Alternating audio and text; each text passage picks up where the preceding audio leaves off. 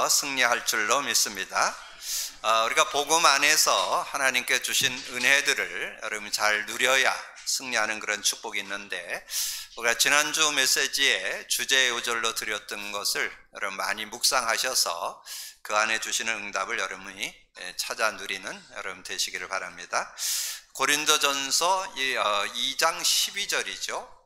우리가 세상의 영을 받지 아니하고 하나님께로 온 영을 받았으니 이는 하나님께서 은혜로 주신 것들을 알게 하려 하심이라. 그래서 어떻게 보면 우리 신앙인의 정체성이라고 할 수 있겠죠. 우리가 예수 믿을 때 성령을 받게 되는데 그 성령 안에 하나님의 은혜가 들어있다는 거예요. 그래서 그 하나님께서 은혜로 주신 것들을 우리가 찾아내는 그런 삶이 돼야 되겠죠. 그래서 우리가 어떻게 성령을 받게 됐는지를 예수님께서 아주 구체적으로 정리해 주셨습니다. 말씀을 통해서 정리해 주셨는데, 요한복음 14장 16, 17절, 우리 잘 아는 요절이지만 여러분 그 마음판에 딱 새기고 그 안에서 누림을 가질 수 있어야 되겠죠. 내가 아버지께 구하겠으니 보혜사 성령을 줘서 너희와 영원히 함께 할 것이고, 보혜사란 말은 보호하시고 은혜 주시고 가르쳐 주는 분이다, 그런 뜻이죠. 그래서 그는 진리의 영이라. 세상은 능히 그를 받지 못하고 알지 못하고 듣지 못했는데 넌 안다. 너희와 함께 거하심이고 너희 속에 계신다, 그렇게 말씀했는데, 거기에서 여러분 참고해야 될 게 진리의 영입니다. 그 진리의 영이 그리스도의 영이란 뜻이에요. 그래서 그리스도가 뭐예요? 하나님 만나는 길이 되십니다. 죄와 저주 해방 주셨습니다. 사단 이긴 권세를 주셨습니다. 그래서 요한복음 16장 8절에 나오죠. 그가 와서, 그는 성령을 가리켜요. 보혜사 성령, 그가 와서 죄에 대하여, 그 의에 대하여, 심판에 대해서 책망하신다. 근데 죄나 심판은 이해가 되는데 의에 대한 이해가 좀 있어야 돼요. 그래서 그 밑에 설명이 나왔어요. 의라 함은 내가 아버지께로 가니 너희가 다시는 나를 보지 못할 것이요. 그러니까 그 말은 예수님이 부활승천에서 하늘 보좌 우편에 앉으시고 지금은 성령으로 우리 안에 함께 하신다, 그런 의미를 담고 있습니다. 그래서 그 진리의 영이 우리 안에 계시는데 그분이 진리로 역사하신다는 거. 그래서 우리는 성령의 인도만 받으면 여러분 전혀 모자라지 않는 그런 삶이 되는 것을 요한복음 14장 26절에 설명을 했어요. 그래서 내가 보낼 아버지, 곧 아버지께서 내 이름으로 보낼 성령, 그가 와서 모든 것을 가르치고, 모든 것입니다. 뭐 이건 되고 저건 안 되고 아니고 여러분 삶의 모든 것을 가르치고 내가 내게 말한 모든 것을 생각나게 하시리라. 그래서 모든 걸 가르쳐 준다는 거, 그럼 꼭 기억을 하셔서, 그래서 성령의 인도받는 게 신앙생활입니다. 신앙생활이 다른 게 아니고 이 하나님의 영의 인도를 받는 걸 신앙생활이라 한다, 이렇게 정리를 해두시고, 그러면서 요한복음 16장 24절에 보면 지금까지는 너희가 내 이름으로 아무것도 구하지 않았으나 구하라 그러면 받으리니, 거기에는 성령 받는다는 뜻이에요. 성령. 그래서 요한복음 16장에 성령장을 설명하면서 이제 내가 가는 게 너에게 유익하다, 내가 실상을 말한다, 내가 가면 보혜사 성령이 와서 이렇게 할 것이다, 이렇게 얘기를 하면서 그 요한복음 16장 24절을 줬습니다. 그래서 지금까지는 너희가 내 이름으로 구하지 않았으나 구하라 그러면 받으리니 너희 기쁨이 충만하리라. 그래서 여러분이 어떤 문제든지 해결되어서 기쁨을 얻게 된다는 거죠. 근데 여러분이 성령이 역사할 때 일어나는 그런 축복을 여러분 알고 있어야 되는데, 여러분 두 가지를 참고하셔야 돼요. 성령이 역사하는 통로 5가지가 있어요. 성령이 언제 역사하느냐? 여러분이 예배할 때, 여러분 예배할 때 성령이 역사하고, 찬양할 때 성령이 역사하고, 기도할 때, 말씀 듣고 나눌 때, 전도할 때.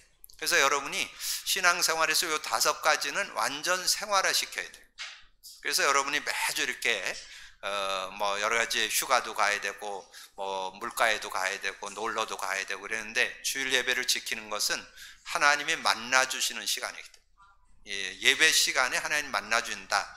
요한복음 4장 24절에 23절 24절에서 얘기했죠. 그래서 예배를 통해서 하나님 만나 주시는 그런 하나님이기 때문에 하나님과 깊은 만남을 갖고 하나님의 은혜를 누리기 위해서 여러분 예배에 참여하는 거죠. 그래서 그때 성령이 역사한다.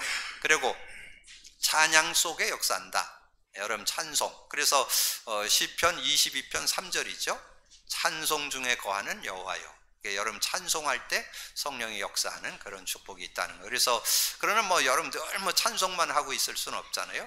그래서 여러분 제일 쉽고도 간단한 게 기도입니다. 여러분 기도하면 반드시 성령이 역사한다. 누가복음 11장 13절이죠. 구하는 자에게 성령을 선물로 주지 않겠냐. 그래서 아까 얘기했던 요한복음 16장 24절에도 똑같은 말씀이죠. 여러분 그 이름만 부르면 성령을 받으리니. 그래 성령이 역사한다는 거. 그래서 기도 속에 역사한다. 근데 그 기도도 여러분 많은 기도문을 만들어서 기도하기도 하는데 가장 간단하고 최적, 최상, 최고의 최적의 기도문. 그게 여러분 카드예요. 카드.